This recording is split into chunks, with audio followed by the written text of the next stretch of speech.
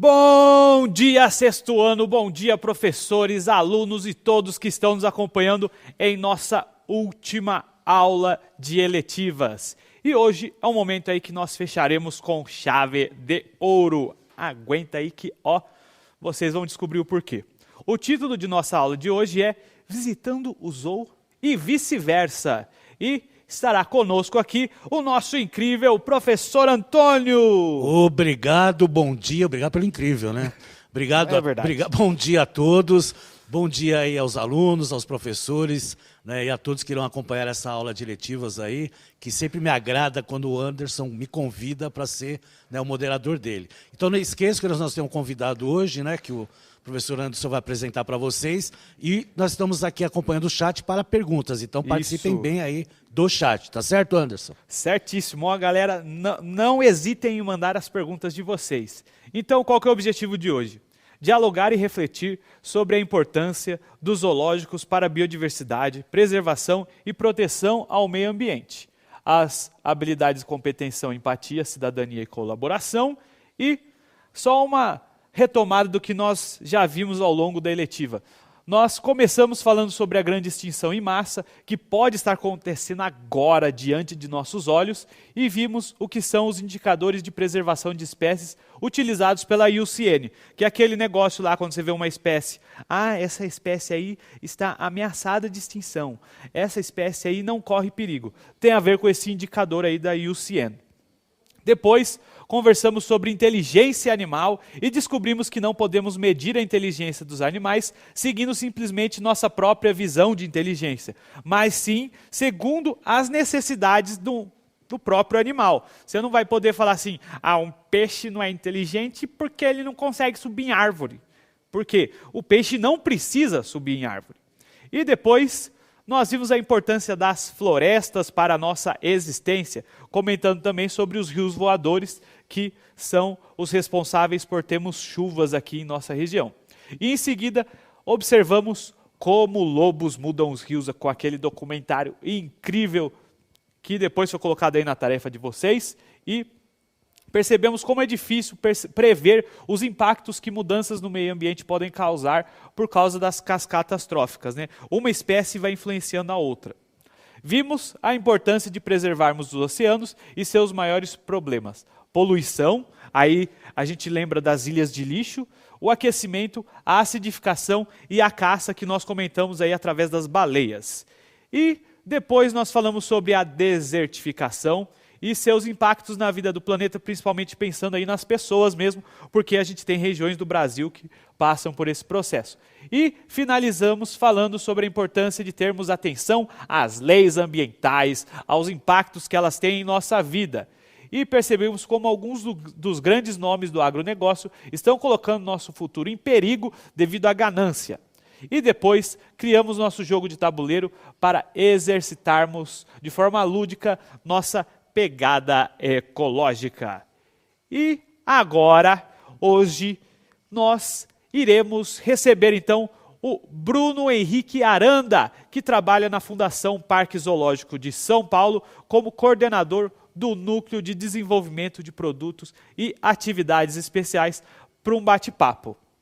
Aqui nós temos algumas das perguntas que iremos fazer a ele, mas é claro, o chat estará completamente aberto para sugestões e perguntas que vocês quiserem nos mandar, e a gente vai colocar as perguntas de vocês na frente das nossas.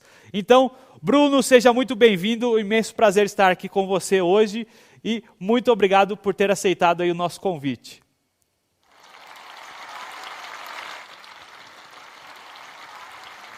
Bruno, acho que seu áudio está fechado. Desculpa, pessoal. Então, bom dia, professor, bom dia a todos e todas que estão nos acompanhando. Primeiro, eu queria agradecer esse super convite. É um prazer poder participar de uma aula assim com assuntos tão relevantes, né? Quanto você já apontou aí, que foi trabalhado anteriormente. E, mais uma vez, é um prazer falar um pouquinho sobre a minha experiência profissional para apresentar para os alunos, né, para a gente conversar um pouquinho sobre algo que eu vivo aqui todos os dias, né, que é a realidade aqui do zoológico, né, o papel do zoológico para a conservação da biodiversidade e algumas curiosidades também acerca de zoológicos. Então é um prazer poder estar aqui e conversar de algo que é o meu trabalho, que eu vivo diariamente. espero que venham bastante perguntas aí também. Isso mesmo. Então, pessoal, vamos começar aí. Vamos colocar o slide aí na tela para vocês. E nossa primeira pergunta tem a ver com uma pergunta que eu acredito que todo mundo vai ter essa dúvida aí. Bruno, como que é trabalhar em um zoológico? Olha, é uma ótima pergunta, viu, professor? Trabalhar em um zoológico, de certa forma, é um desafio muito grande, né? Muito complexo, por vários motivos. O primeiro deles, eu diria, que é pela própria complexidade dos bichos que estão sob os nossos cuidados, né? Que são animais silvestres das mais variadas espécies e dos mais variados grupos. Então, tem uma diversidade muito grande de bicho, né? E aí, cada bicho apresenta um nível de necessidade, um nível de complexidade que é característico da própria espécie. Então, acho que as próprias características, né, de cuidar de toda essa diversidade, né, de bicho, já por si só já é um grande desafio.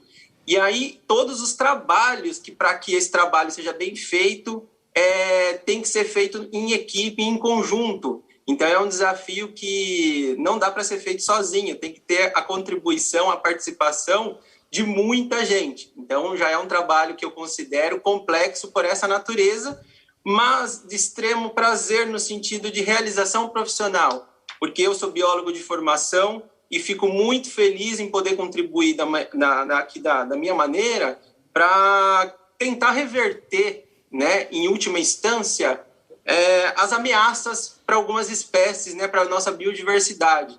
Então, que eu já trago um pouco do papel dos zoológicos, né, os zoológicos modernos para a conservação da biodiversidade.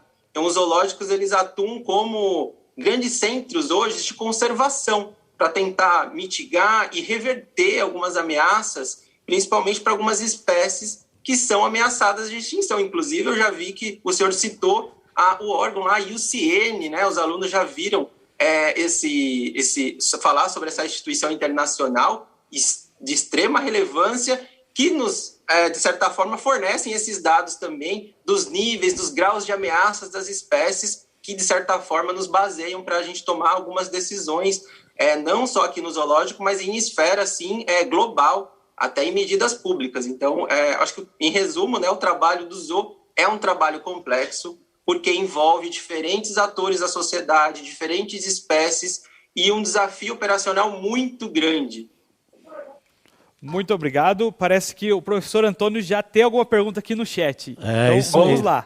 Então, Bruno, você falou aí de complexidade, né, de vários atores, né? Aí o professor Leonardo, ele fez uma pergunta interessante, né? Qual o maior estresse no trabalho aí de vocês aí no zoológico, né? Qual que é se tem estresse, né?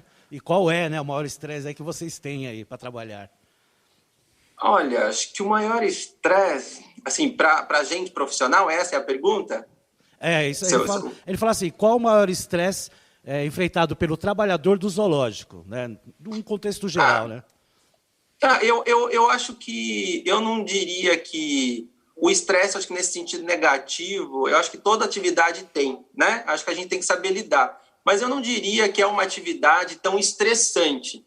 Eu acho que é uma atividade muito cansativa em algumas frentes, né? Principalmente quando envolve o cuidado direto, né? O manejo com os bichos, né? Então é uma atividade física também, mas tem uma atividade mental também muito grande, porque existe essa questão da complexidade. Eu vou dar um exemplo, então, né? Vamos pensar num médico veterinário que atua no zoológico, né?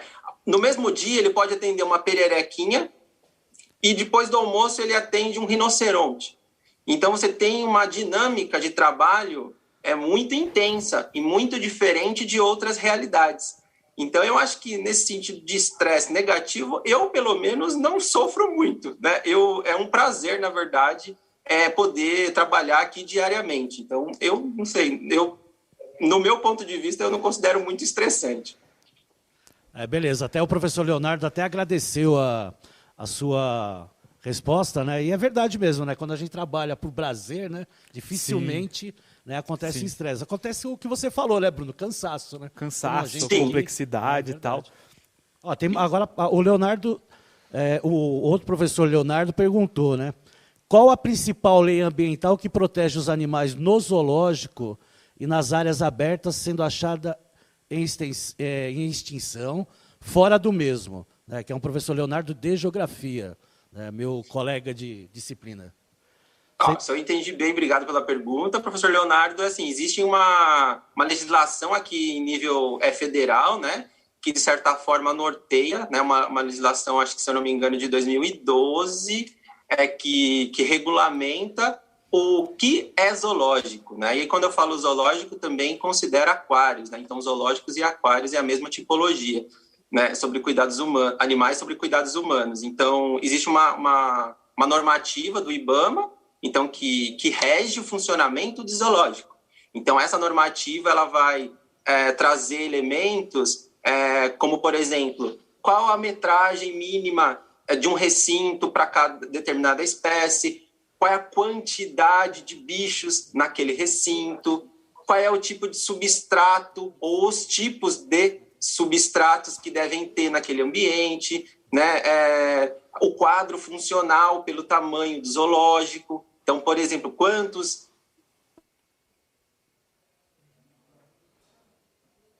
Ixi, teve uma travadinha, pessoal. Aí, voltou, gente. Não.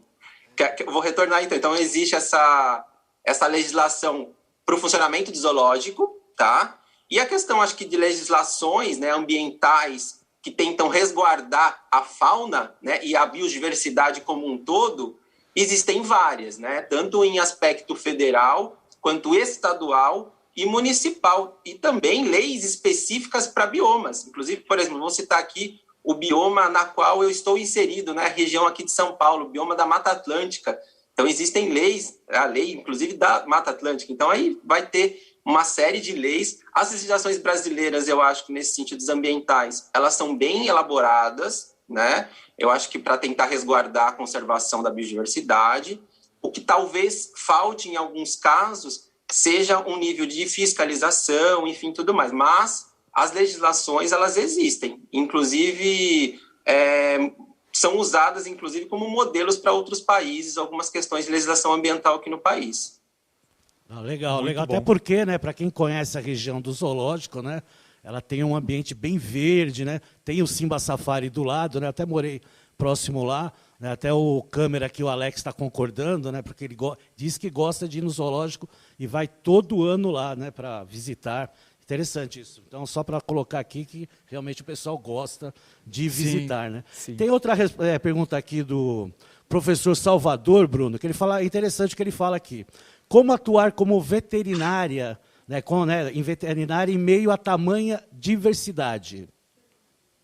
Olha, essa é uma pergunta muito legal. Assim, os médicos veterinários que atuam aqui, né, são médicos que possuem algumas especialidades, né? Então, nós temos um quadro funcional que tem algum médico veterinário que tem uma especialidade, por exemplo, em determinado grupo, né? E aí a pessoa acaba se especializando, por exemplo, em atendimento de aves, ou atendimento de anfíbios, ou atendimento de mamíferos, ou até odontologia de bichos, né? Então, assim, tem dentistas de bicho também. E aí, então, existem nesse quadro os médicos que possuem especialidades, mas também nós contamos com a ajuda de médicos especialistas externos à fundação. Então, nós recebemos ajuda também, às vezes, de universidades e de outros profissionais quando nós não temos essa capacidade técnica, essa especialidade. Mas eu, em conversa, né, com os meus amigos veterinários, eles trazem esse relato que é muito rico, a vivência profissional em zoológicos, porque muita coisa eles não aprendem na faculdade de animais silvestres, né? Hoje tem mudado isso, mas na faculdade de medicina veterinária o foco são em animais domésticos, né? Então, cachorro, gato, né? Animais domesticados, né? Como gado, porco, galinha. Então, os animais silvestres, a medicina veterinária, de certa forma, não conhece muita coisa também. Então, é um aprendizado diário, que aí até uma questão do papel dos zoológicos, que contribui para formar, por exemplo, protocolos de manejo para a medicina veterinária, que podem ser usados não só para zoológicos e outras instituições que mantêm animais sobre cuidados humanos, mas também para pesquisadores que estudam esses animais da natureza, e que, eventualmente, por exemplo, precisam anestesiar alguns bichos e, às vezes, não sabem nem como que anestesia esses animais, porque não tem literatura especializada. Então, em resumo, né, acho que é um desafio e um estudo muito intenso e seguindo também referências. Então, vou dar um exemplo aqui muito legal.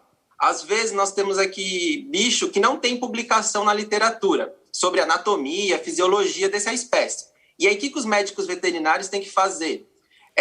Pegar animal próximo, né, no grau evolutivo. Então, digamos que nós temos aqui um lobo europeu.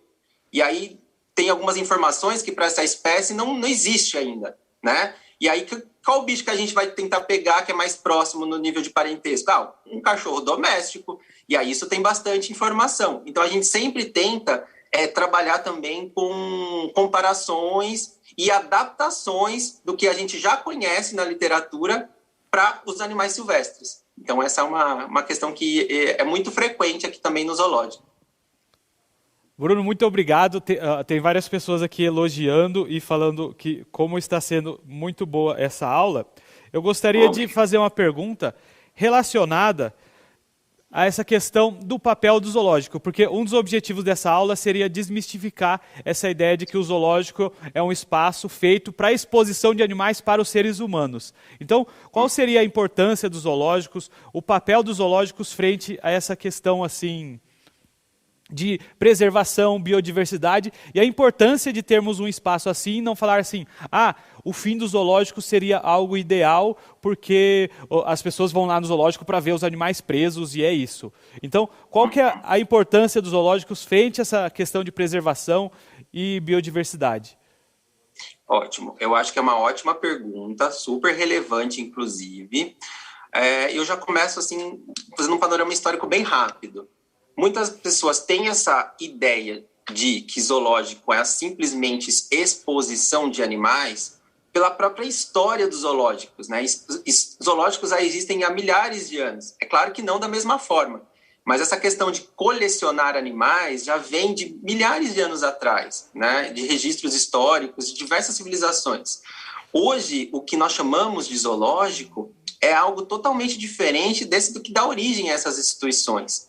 E aí, então, qual que é o papel, então? O que seria um zoológico moderno? É exibição de animais? Quando a gente fala assim, sim, porque os zoológicos possibilitam a visitação de pessoas para ver esses bichos, né? Tanto vocês até falaram aí que gostam de visitar algumas de vocês, né? Mas não é só isso. O zoológico, hoje, eles são centros de conservação, né? Que desenvolvem pesquisas científicas, contribuem com projetos de conservação, de diversas formas, tanto aqui dentro do zoológico, quanto fazendo parceria com outras instituições, não só no Brasil, mas fora do país, com programas de conservação de universidades e de outros órgãos. Então, hoje, né, o zoológico é um local que as pessoas conseguem conhecer os bichos? Inclusive, é um dos pontos que, na minha opinião, é muito positivo, pensando que a maior parte da população não conseguiria ver esses animais em outro contexto. Então, a gente acredita muito que o papel do zoológico também é sensibilizar a população para causas de conservação. Porque a pessoa vindo aqui no zoológico, ela consegue conhecer uma espécie e aí isso pode causar nela um interesse para saber mais sobre as ameaças, sobre o que ela pode fazer também para tentar reverter e contribuir para a conservação dessa espécie. E aí a gente tem que entender também qual é a origem desses animais que estão sob os nossos cuidados, né? Nós recebemos animais vindo de diversos contextos, né? Bicho que veio de origem de tráfico de animais silvestres, que ainda é uma atividade que movimenta muito dinheiro e é uma grande ameaça para a biodiversidade mundial, né? Então, o tráfico é muito sério e, de certa forma, muito bicho que é capturado, né, nessas ações policiais, assim, não podem retornar para a natureza, porque existe uma série de contextos, né, sanitários, comportamentais, às vezes é bicho que não é dessa região, não pode simplesmente ser solto, então existe uma série de protocolos legais que inviabilizam, às vezes, que esses bichos apresentam condições de retornar para a natureza, que é o ideal, que é o que a gente gostaria, né? Na verdade, né? não só nós, mas todo mundo que acredita na conservação da fauna. Então, esses bichos que chegam até nós, a maioria não apresentam condições de retornar para a natureza. E o que a gente vai fazer com eles? Alguém tem que cuidar desses bichos. E zoológicos, aquários e centros de triagem, né, e santuários também hoje fazem esse papel.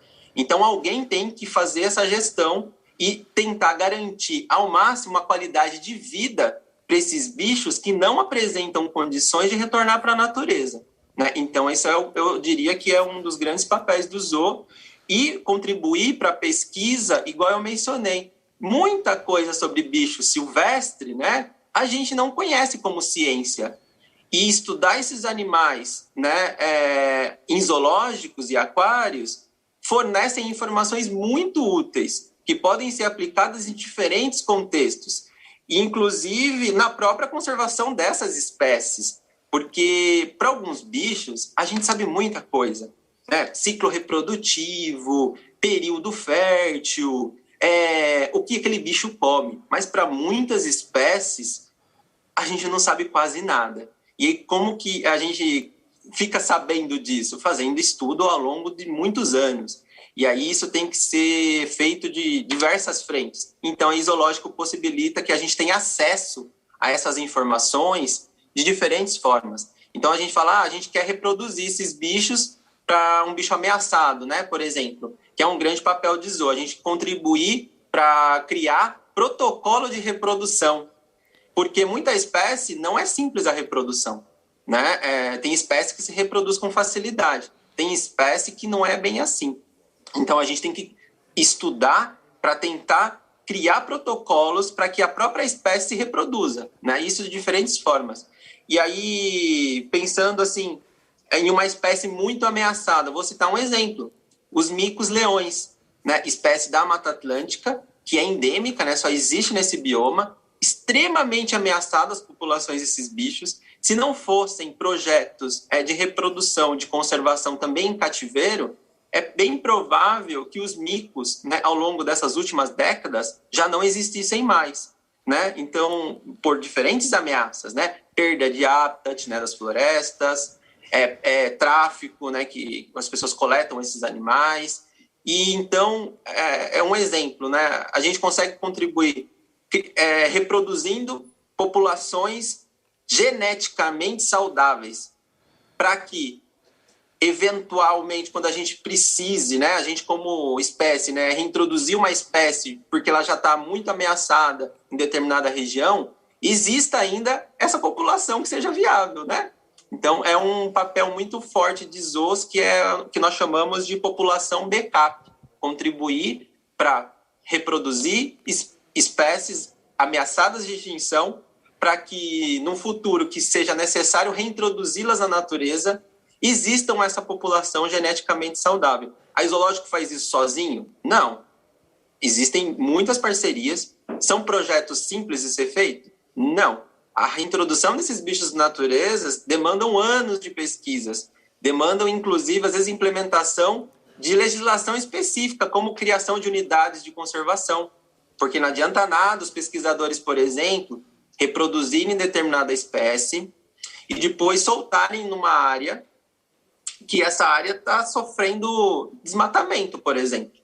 E aí não vai dar muito certo. Então, existe um trabalho totalmente que envolve a sociedade civil, o poder público, né, as universidades. Então, é um trabalho, na verdade, coletivo. E nós contribuímos em uma frente, né, nesse processo todo.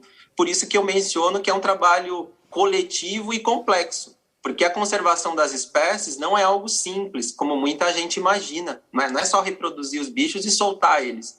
Assim eu gostaria que fosse, né?